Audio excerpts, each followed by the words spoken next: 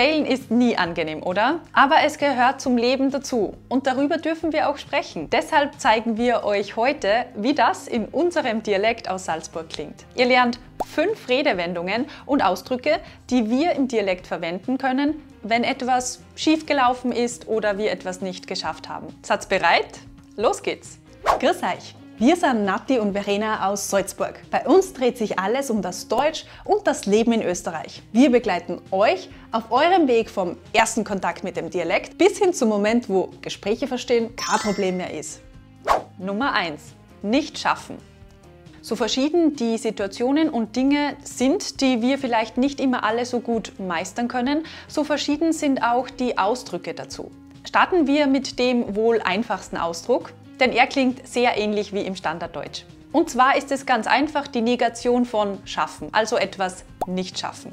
In unserem Dialekt klingt das so: nicht schaffen. Nicht wird also zu nicht und das A von schaffen wird zu einem O, also schaffen. Wenn uns also etwas nicht gelungen ist, könnten wir sagen, das habe ich nicht geschafft. Oder im Präsens, das schaffe ich nicht. Hier noch ein paar andere Beispiele. Und, hast du die Prüfung geschafft? Ja, ich habe es zum Glück geschafft. Ma, du hast zu viel in der Hand. Schaffst du das zum Tragen? Ja, das schaffe ich schon. Schaffst du das auf 8 heute? Ma, na, das wird's knapp. Ich glaube, ich schaff's erst auf 9. Nicht schaffen war noch einfach zu verstehen. Aber was ist dieses Eifahren? Nummer 2. Eifahren. So kannst du fahren, wenn's nicht aufpasst. So kannst du fahren.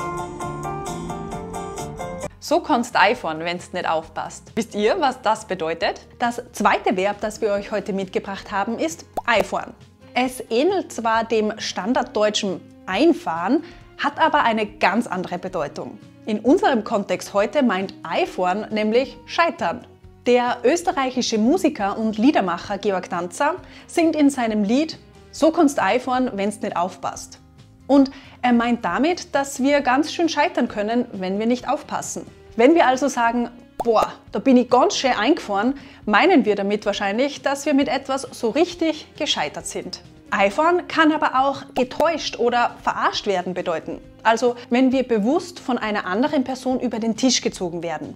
In diesen Situationen würden wir auch einfahren verwenden. In diesem Kontext würde der gleiche Satz von gerade eben eher meinen, dass uns jemand belogen oder betrogen hat und wir es überhaupt nicht gemerkt haben. Hier noch ein paar Beispiele.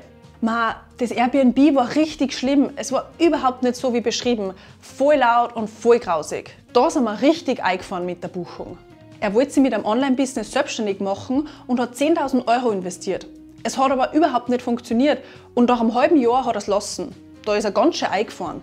Ich habe mir nichts gedacht dabei, als er mir das Produkt empfohlen hat, aber es war kompletter Blödsinn. Da bin ich echt eingefahren. Sie haben sich gedacht, dass damit ein schnelles Geld verdienen können, aber mit dem Investment sind sie voll eingefahren.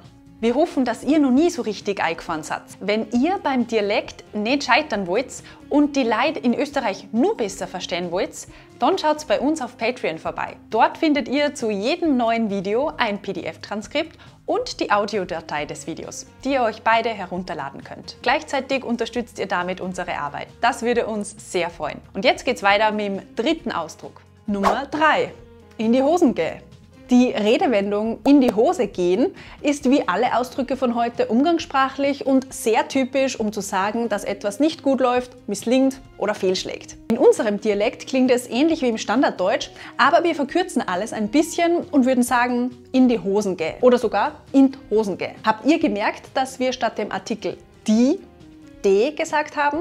Wir erklären euch in diesem Video genau, was in unserem Dialekt mit den bestimmten Artikeln passiert. Schaut euch das unbedingt an. Außerdem verkürzen wir gehen zu geh. Das ist auch etwas Typisches in unserem Dialekt, das wir gern zu den Dialekt-Basics zählen, die wir euch auch alle in dieser Playlist zusammengestellt haben. Wir verwenden in die Hosen gehen sehr gern, wenn es sich um nicht ganz so ernste oder eher kleinere Dinge handelt. Zum Beispiel könnten wir sagen, ich habe gestern ein neues Rezept ausprobiert, aber es hat überhaupt nicht gut geschmeckt. Das ist voll in die Hosen gegangen. Und, wie ist euch eine Präsentation gelaufen?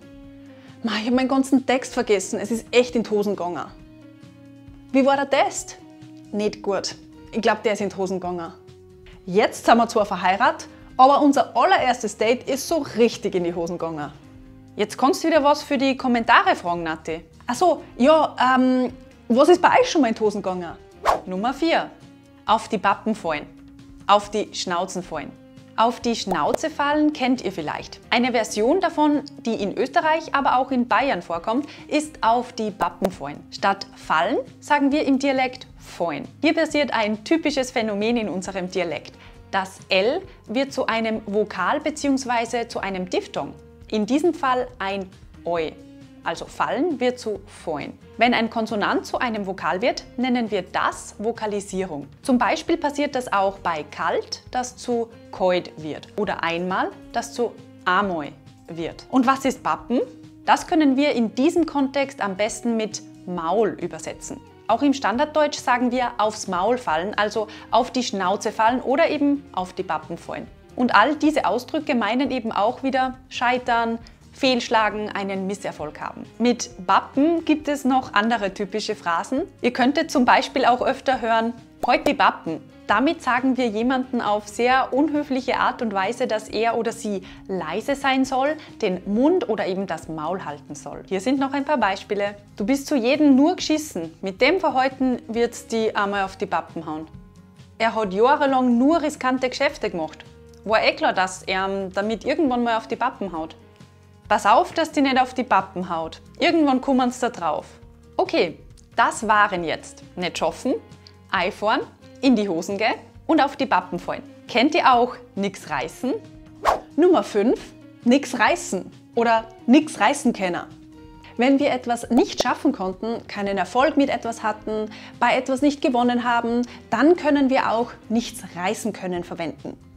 In unserem Dialekt wird nichts typischerweise zu nix.